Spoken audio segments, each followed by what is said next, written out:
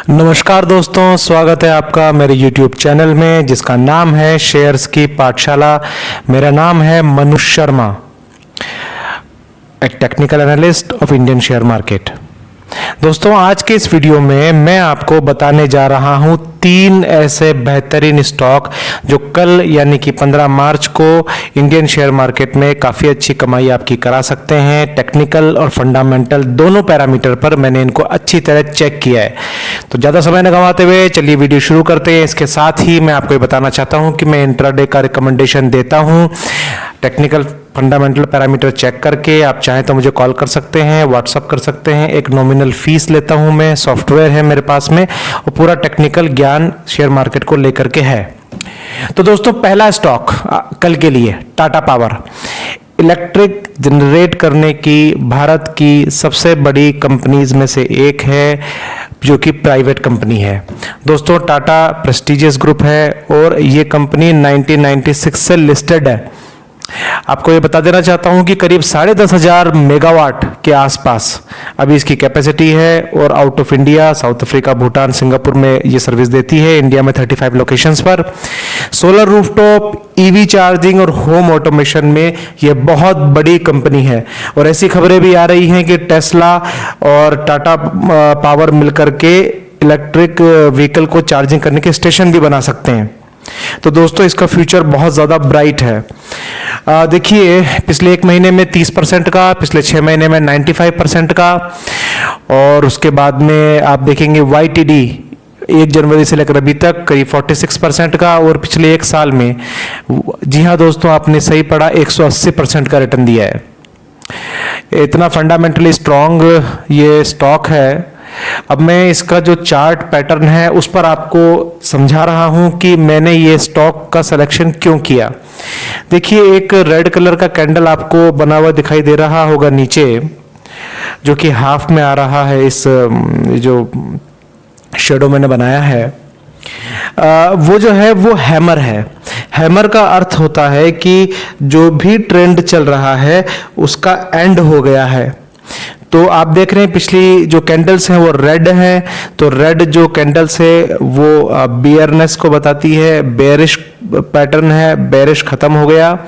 और वाइट और ये जो ग्रीन कैंडल बनी है बड़ी आपके सामने हैमर के बाद में, ये आपको ये बताती है कि इसमें बुलिशनेस स्टार्ट हो गई है। पीछे कुछ आप छोटी छोटी कैंडल्स देख सकते हैं, जो भी मैंने इस राउंड वाले शेप में भी आपको दिखाने की कोशिश करी है। वो छोटी छोटी कैंडल्स है, ग्रीन कलर की कैंडल्स है। ग्रीन मतलब बुलिशनेस, लेकिन बहुत ज़्यादा इसमें वॉल्यूम की वजह से नहीं हुआ। लेकिन आप वॉल्यूम को देखेंगे नीचे तो वॉल्यूम भी बहुत अच्छी तरीके से इसमें आ रखी है लास्ट ट्रेडिंग सेशन में। तो मुझे लगता है कि ये अच्छा करेगा। इसके अलावा इसमें कुछ इंडिकेटर्स को भी मैंने जोड़ा है, जैसे EMA को और सुपर ट्रेंड को। तो स्टॉक क्लोज हुआ है सारे इंडिकेटर के ऊपर, इसलिए मुझे लगता है कि ये कल के सेशन में अच्छा कर सकता है।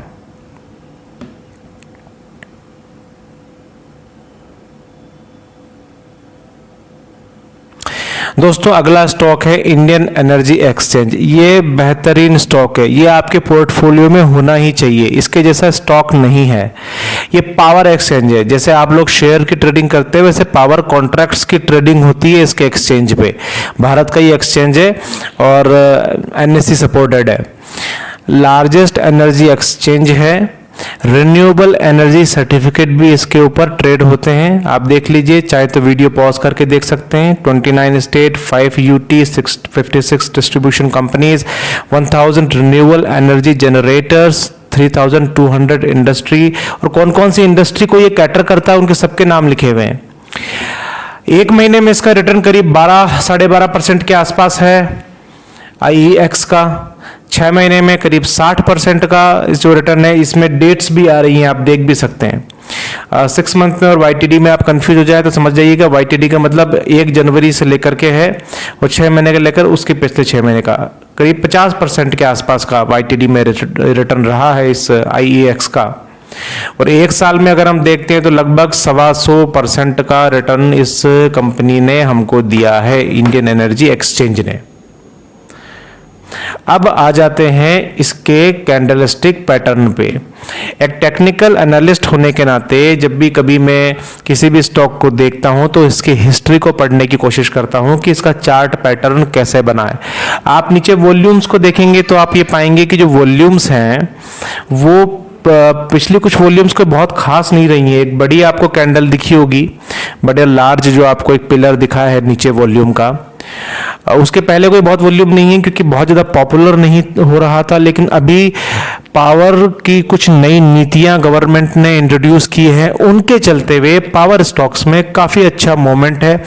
23 मार्च का आप देख लीजिए, पिछले साल का लगभग 125 रुपये के आसपास का स्टॉक हुआ करता था, जो कि अभी 328 रुपये के आसपास चल रहा है। तो काफ़ी अच्छा इस स्टॉक ने मूवमेंट दिया है और काफ़ी हाई पे गया था ये स्टॉक, हाई काफ़ी लगाया है इसने, लेकिन कुछ चॉपी था लास्ट सेशन, तो हाई से इसमें थोड़ा सा सेलिंग आ गया।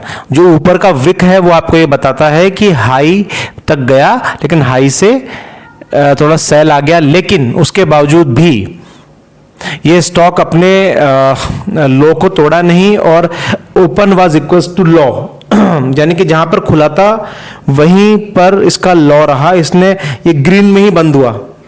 इसके साथ ही मैंने एक पाथ बनाने की कोशिश करी है ताकि मैं आप सब लोगों को ये समझा सकूं कि ये इसका एक ट्रैवल पाथ है। जो स्टॉक ट्रैवल करता है, रोम करता है, वो एक अप या तो अपवर्ड जाता है, डाउनवर्ड जाता है या ऊपर नीचे जाता है। आप इसको अगर ध्यान से देखेंगे तो ये अपवर्ड ही दिखेगा आपको। कभी इसमें कोई गिरावट भी आई है, लेकिन कोई बहुत ज़्यादा देर तक इसमें गिरावट सस्टेन नहीं रह पाई है। ये गया ऊपर ही है, ये ऊपर की तरफ ही बढ़ा है यह स्टॉक। कुछ इसमें ऊपर नीचे होता हुआ ये स्टॉक ने अपवर्ड मूवमेंट को ही लिया है। और अगर आप इसको और क्लोजली मैं आपको दिखाता हूं, और क्लोजली आप इसको देखें, और इसके जो नीचे पिलर्स बन रहे हैं वो वॉल्यूम के पिलर बन रहे हैं। पिछले वाले को देखें, अभी वाले को देखें, तो आप समझ पाएंगे कि इसमें धीरे धीरे लोगों का, बायर्स का इंटरेस्ट जनरेट हो रहा है। और ये अपनी तरह की एक गजब की कंपनी है। आप भविष्य में कभी याद रखेंगे कि IEX आपको 328 रुपए के भाव पर मिल रहा था। जैसे ही ये थोड़ा सा 300-400 के आसपास आ जाएगा, इसमें बहुत ही शानदार वाली रैली बनेगी, और इतनी रैली बनेगी क्योंकि कोई उसको फिर पकड़ नहीं पाएगा। सीधे 700-800 रुपए तक का मोमेंट दिखता है इसके अंदर। इस तरह का ये स्टॉक है, बिल्कुल डिफरेंट कंपनी है, और इसके रिजल्ट वगैरह भी चेक किए हैं मैंने, वो काफ़ी अच्छे हैं। अब कुछ टेक्निकल पैरामीटर्स के ऊपर इसको स्टॉक को चेक कर लेते हैं कि भाई ये इंट्राडे में ट्रेडिंग करने लायक है या नहीं। तो जो वॉल्यूम वेटेड एवरेज प्राइस होता है उसके ऊपर ये स्टॉक है। जितने भी एक्सपोनेंशियल मूविंग एवरेज हैं, डबल ट्रिपल, उन सब के ऊपर ये स्टॉक क्लोज हुआ है। मुझे लगता है इंट्राडे के अंदर ये स्टॉक काफी अच्छा मूवमेंट आपको दे सकता है। दोस्तों, आज के इस वीडियो का जो लास्ट स्टॉक है उसका नाम है कैन फिन होम्स। कैनरा बैंक इसका स्पॉन्सर है। जितने भी होम लोन्स है वो बहुत ही सस्ती दरों पे चल रहे हैं, इसलिए इस तरह के स्टॉक्स में काफ़ी अच्छा मोमेंट बना हुआ है। अगर हम देखते हैं कि पिछले 6 महीने में करीब 38% से ऊपर का कुछ रिटर्न रहा है इसका। 167 रुपीज़ पे आप ध्यान दें कि 167 रुपीज़ का इसने आपको प्रॉफिट दिया है 38.61% की जगह। YTD मतलब वही मैंने आपको बताया कि ये करीब 2.5 महीने को कैलकुलेट कर रहा है, तो करीब 21-21.5% के आसपास का रिटर्न है। वहीं हम अगर एक साल को देखते हैं तो करीब 65-66% के आसपास है। 240 रुपये के आसपास का इसमें रिटर्न मिला है हमको। अब ये स्टॉक को मैंने सेलेक्ट क्यों किया? एक तो जैसे मैंने आपको बताया कि जितने भी हाउसिंग फाइनेंस कंपनीज हैं उनमें एक आकर्षण लोगों का बना हुआ है, क्योंकि होम लोन्स काफ़ी सस्ती दरों पर है। इसके अलावा ये जो चार्ट में मैं आपको क्या समझाना चाहता हूँ वो आप देखिए। एक एनालिस्ट होने के नाते टेक्निकल इंडिकेटर्स बहुत ज़रूरी होते हैं, उनको समझना कि वो हमको क्या बताना चाह रहे हैं। चार्ट हमको क्या बताता है? चार्ट हमको ये बताता है कि लगातार इसमें कुछ सेलिंग आई, सेलिंग पूरे इंडियन शेयर मार्केट में थी, सेलिंग आई, लेकिन सेलिंग के बाद में एक पॉइंट पर आकर के सेलिंग रुक गई। मैं नीचे बेस बना के भी आपको दिखाऊंगा। उसके बाद में इसमें रैली बनी है, इसमें जो रैली बनी है इसने कौन से टाइम का रिकॉर्ड तोड़ा है, ये मैं आपको भी इसको और थोड़ा सा एलोबरेट करके समझाऊंगा। लेकिन आप देखिए, एक डाउन ट्रेंड बना जिसको मैंने डाउन एरो से बताया, उसके बाद में अपवर्ड मोमेंटम चला, और ये जो मोमेंटम है वो मैंने आपको इस एरो से बताया है। इसने अपना एक चैनल होता है, चैनल का इसमें ब्रेकआउट हुआ है, वो भी मैं आपको बताऊंगा किस तरह से इसने पहले नीचे गया, वहां पर एक बेस बनाया, उसके बाद में इसने चढ़ना शुरू किया, और लगातार पिछले 3 दिनों से ये स्टॉक चढ़े ही जा रहा है। जी हाँ दोस्तों, आप 100 स्टॉक इसके 50,000 में ले सकते थे, और अभी ये मतलब 600 के आसपास है, तो करीब 10,000 रुपये 3 दिन के अंदर आप कमा सकते थे अगर आप 100 स्टॉक लेते। तो फॉर एग्जाम्पल मैं आपको बता रहा हूँ। आप देखिए ये कब के उसको प्राइस को क्रॉस कर रहा है, आप ध्यान से देखिए, 2017 की प्राइस को यह स्टॉक क्रॉस कर रहा है। यानी कि अब जो इसमें मूवमेंट है वो इसमें 3-4 सालों के जो प्राइस लेवल उसको ब्रेक कर रहा है। तो जब इतने, ये इसको ईयर ब्रेकआउट भी आप कह सकते हो कि इतने साल के बाद में जब एक प्राइस लेवल को ये स्टॉक क्रॉस करता है, तो इसमें इसकी जो रैली है वो कुछ टाइम और तक सस्टेन कर सकती है। इसलिए मैंने इंट्राडे में से स्टॉक को चुना है। फंडामेंटली तो स्टॉक अच्छा है ही।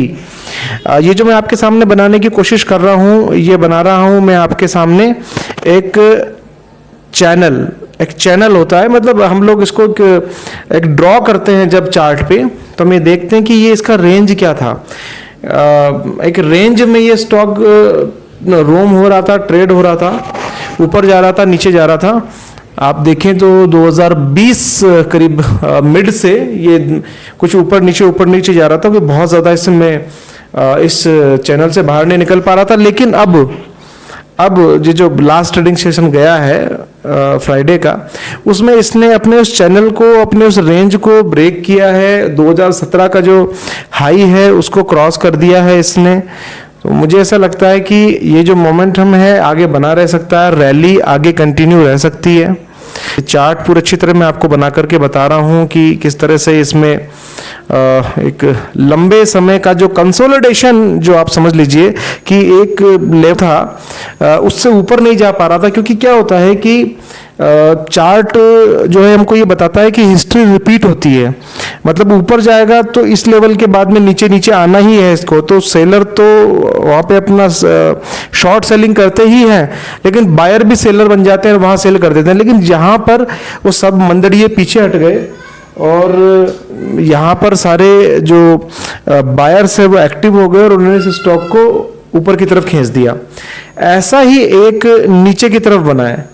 नीचे की तरफ जो है उसको भी मैं आपको समझाता हूं। जैसा चैनल बनाए वो आपके सामने आ जाएगा, तो आपको समझ में आ जाएगा कि रैली कहां जा सकती है।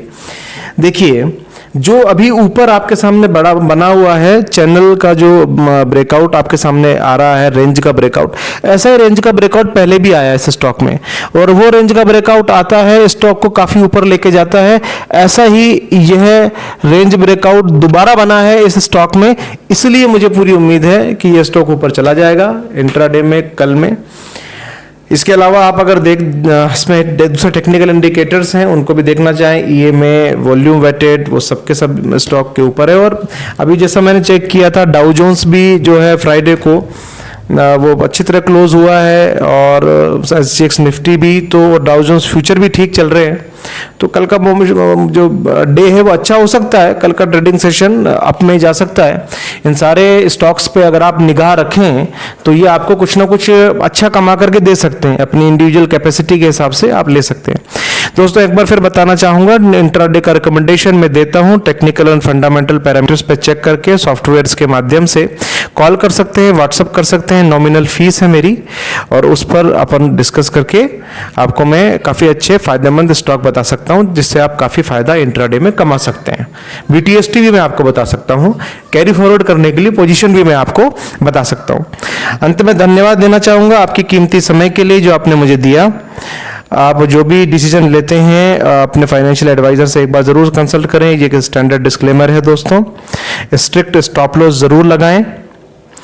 वीडियो देखने के लिए बहुत बहुत धन्यवाद। लाइक, शेयर, सब्सक्राइब करें। जय हिंद।